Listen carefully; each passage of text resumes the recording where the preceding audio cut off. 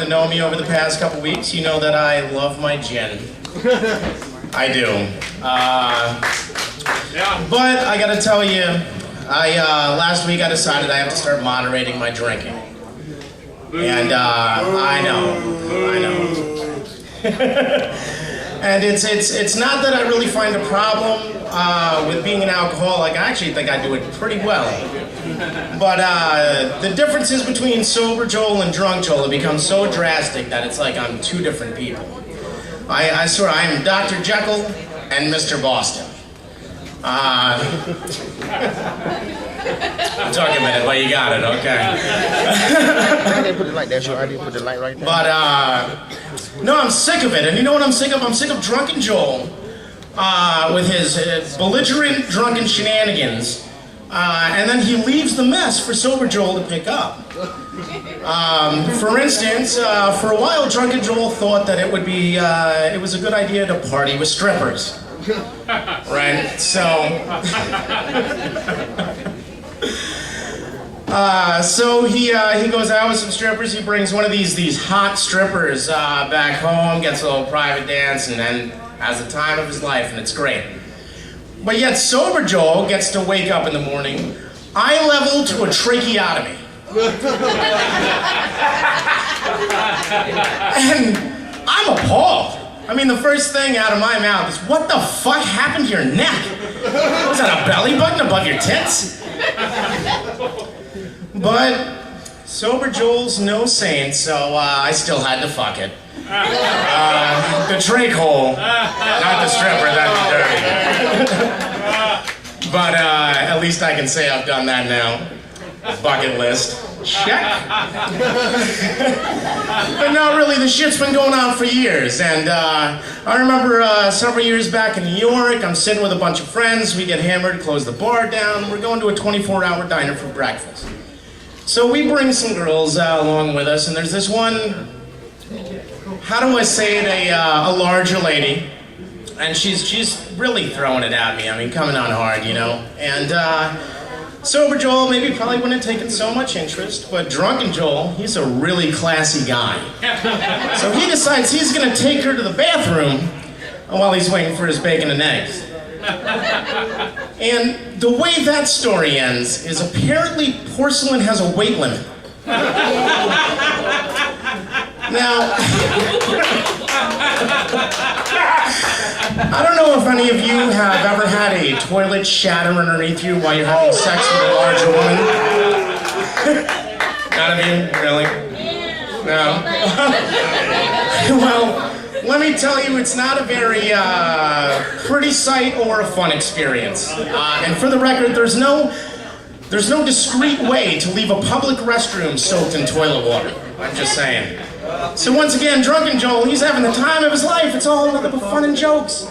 And sober Joel the next day gets surprised with the fact that he's going to be picking toilet out of his ass for the next week, and now has to replace a restaurant crapper. But what really aggravates me about this guy recently is we've been trying to land this stand-up bit over at this bowling alley. So I decided to write a little bit of bowling humor. You know, since I am a bowler, just recently became a bowler. I got brought into it because of a girl. She was an avid bowler, and I liked her, you know, wanted to spend a little more time with her as a good way to get a little closer. And things started going really well, started bowling a lot, so I figured I'm gonna make the jump. I'm gonna make the jump, and I'm going to buy a bowling ball, a bag, and shoes. And those aren't cheap. But I buy them. And as it normally does, yeah, I love the gym. But as it normally does, immediately after I make this large purchase, things go south, and she basically drops off the planet. So I'm upset, and the fact of it is, you know, now I'm bowling 4 or 5 times a week. I got my own bowl, and every time I go, it's just a bitter reminder of how this shit didn't go right, and I'm pissed off. But I was bowling the other night, and I think I finally came to peace with it. Because at least now I have something of value that's worth sticking my fingers in.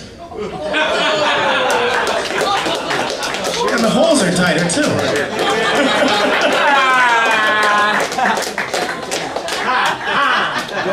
And even though it's just as dense and spends just about as much time in the gutter, I gotta love my bowling ball because it never talks shit. No matter how many times I throw it away, it always comes back.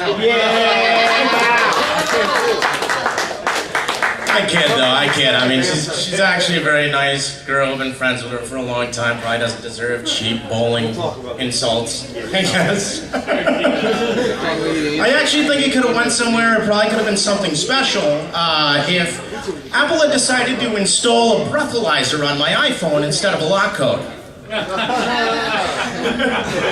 Because Drunken Joel, he's decided that he just cannot deny the impulse to send this girl the most ridiculous and inappropriate texts at all hours of the evening.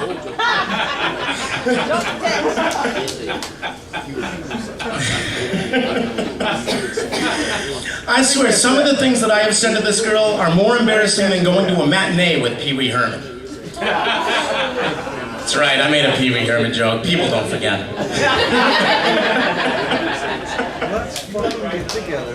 But no, true story, actually, when I was writing this bowling bit, I was out at the bar with my buddy, and end of the night comes, and I go back home, and I'm really hammered at this point, as I like to get. And I'm sitting at home, and since I've been writing the bit, I was thinking about the bit, I start thinking about her, start missing her a little bit. I'm like, you know what, maybe this isn't too far gone.